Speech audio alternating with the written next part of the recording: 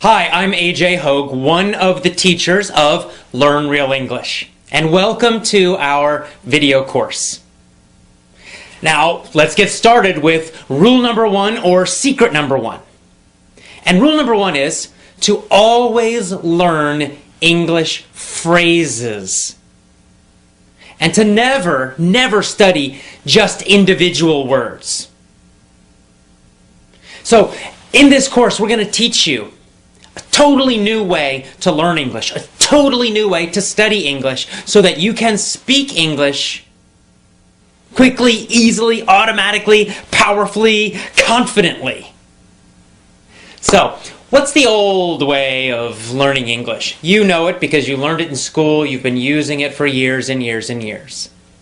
You sit in a classroom, you've got a textbook, you memorize lists of vocabulary words, you study lots and lots and lots of grammar rules. You do lots of reading and little fake conversation drills and activities. And this is the traditional old way of learning English, but we have a totally new and different way of learning it, and we're going to teach you each part of that, one part every day for a full 7 days. So let's start with part one, secret one, rule number one. Learn phrases, not individual words. Now, of course, a phrase is a group of words. It's a group of words that naturally go together. This is very important. You see, when you only study individual words, you are doing a number of things that make learning difficult. Number one, when you study just an individual word, like a vocabulary, something in a vocabulary list, or even in your notebook, you write one single word and then you write the meaning or the translation. Here's the problem. That word has no connections to anything else. Therefore, it's difficult for your brain to remember it. That's why you have to keep repeating again and again. You look at that list and you try to memorize it, and then the next day you forget, and then you go back and you try to memorize it again and again and again and again and again, and maybe after a very long time you might remember it. But most likely you're going to forget it, especially long term. And yet that's the way most students are learning English and studying vocabulary. Here's another problem with just learning single words. When you study just single words, you're not learning any grammar. But when you study phrases, you are actually learning grammar. It's a kind of an effortless, easy way to learn grammar. You don't need to think about rules. You don't need to think about anything. And yet, you will be learning correct grammar when you study groups of words instead of phrases. Let me give you an example of this. Let's just, take any phrase like, or a simple sentence. He was a bad dog. He was a bad dog. Now, let's imagine that you're a new English student and, the word bad is new for you. Of course, I know you know it, but let's just imagine you go way back to the very beginning, your first year of learning English, and bad is a new word. Now, the normal way of studying that, you would write it down, bad, it would be in a little, a list, and then you would study, bad means not good, bad means not good. You'd probably translate it to your own language. And then after lots and lots and lots of time, maybe you would remember it. Well, using our system, you do something very different. You would write down that whole phrase. He was a bad dog. It's actually a full sentence. Or you could just write down, was a bad dog, or he was a bad dog, whatever. And then every single time you study or review, you would always study the full, complete phrase. You would never just study that word bad. You would study the whole thing. Now, by doing that, you're getting free grammar. How do you know? Well, because first of all, you're getting that verb, was. Right? Was. And that's just going to stick in your brain. He was, he was, he was. You're also learning articles. You don't need to remember what that means. You don't have to even worry about it. And yet you know that it's correct to say, in this situation, a bad dog. He was a bad dog. Some people say a. He was a bad dog. Both pronunciations are correct. So he was a bad dog. He was a bad dog. A lot of students have problems. When do I use or a? When do I not? When do I use the? and you're trying to memorize all these super complicated rules and situations for it, forget that. It's too complicated. You'll never remember it. Just study phrases, and you'll start to feel when to use it, when it's correct, when it sounds correct, and when it sounds strange, when it's not correct to use those things.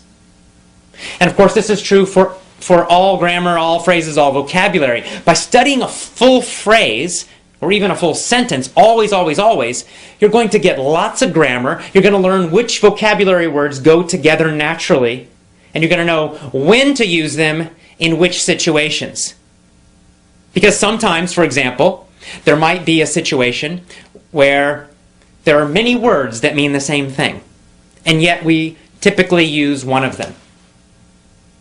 Like, we might say, he was a bad dog. That's a common phrase. A bad dog, bad dog. We use that word bad to describe a dog who's naughty, who's not good.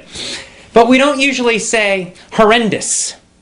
Now, horrendous means super, super bad, really terrible. And yet, we don't usually say he was a horrendous dog. It sounds strange.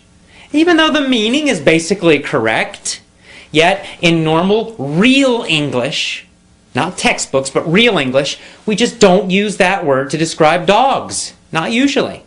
I don't know why. There's no real rule about it. It's just that's what we usually do. And every language has these kinds of word combinations that are more common, and other word combinations which just aren't used typically.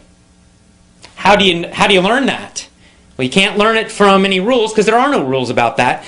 You have to learn it by studying phrases always. Always, always, always study phrases, review phrases. Whenever you learn a new word, don't just write down that individual word. Write down the full phrase, or even better, the full sentence that it's in. Always include the words that are around it. This is going to help you improve your English speaking ability much, much, much faster. Even better, when you write down the phrase, also write down where the phrase came from to remind yourself of the whole situation. So you might, let's say you find a new word in a newspaper article. Well, first of all, let's say the word horrendous. You're reading a newspaper article, or you're listening to the radio, you hear that word horrendous. That's new, what is that? And you write it down. But you're not going to write down just that single word, you're going to write down the whole phrase that it was in.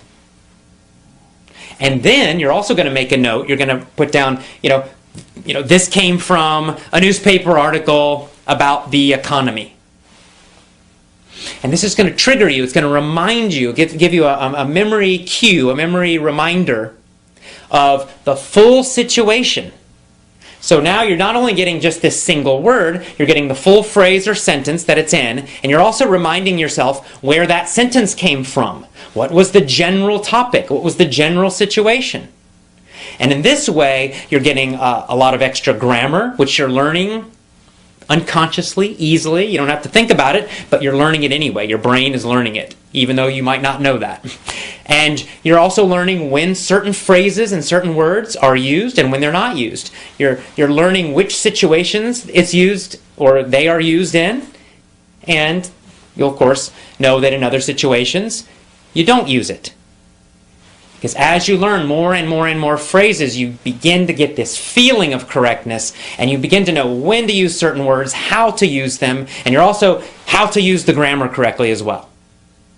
This is so important. It's such a simple, simple little secret, a simple little trick, a simple little rule, and yet it can totally change the way you speak English and learn English.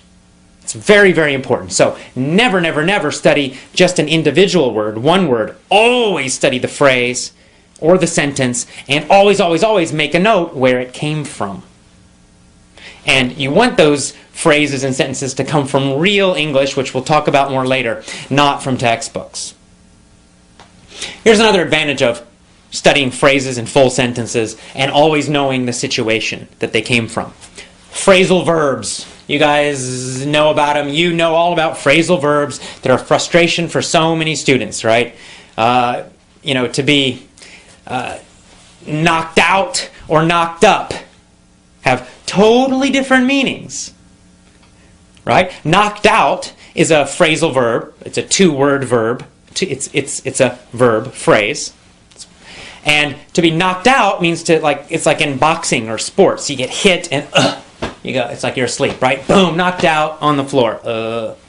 To be knocked up means to become pregnant. We use that for women. Now, there's no way if you just look at the individual words to know the meaning. Right? Knocked out, knocked up. It's not logical. You just have to learn each one individually. But if you just try to study lists and lists and lists of phrasal verbs, you're going to become very confused. You'll start confusing one with the other. You're going to forget. And it's horrible, and you don't want to do that. It's not effective. It doesn't work. But if you learn those phrasal verbs from real situations, real sentences, real articles, real audios, real speech, and then you always study them in the whole sentence, so then you know the situation, right? If you get the whole sentence, the fighter knocked out the other fighter. And you're always studying that full phrase or sentence. The fighter knocked out the other fighter. You're going to just naturally know. You got that word fighter in there. Helps you to remember the situation. And it helps you to remember the meaning of that phrase, knocked out. Or you can say, the woman got knocked up by her boyfriend. Right? So now you're like, oh yeah, boyfriend. It gives you a clue, gives you an idea of the meaning of that phrase. And you'll know that you always use that phrase in situations that describe pregnancy. This is much better than studying lists and lists and lists of phrasal verbs. So, what's our first rule? What's our first secret? Always, always, always study phrases, groups of words. Always write down a note about where the phrase came from to remind you of the situation. And no more, never again, study just individual words. And that's all. That is powerful secret number one, rule number one for learning to speak fantastic, amazing English. Start using this rule immediately today. Okay? We'll see you tomorrow for rule 2. Bye-bye.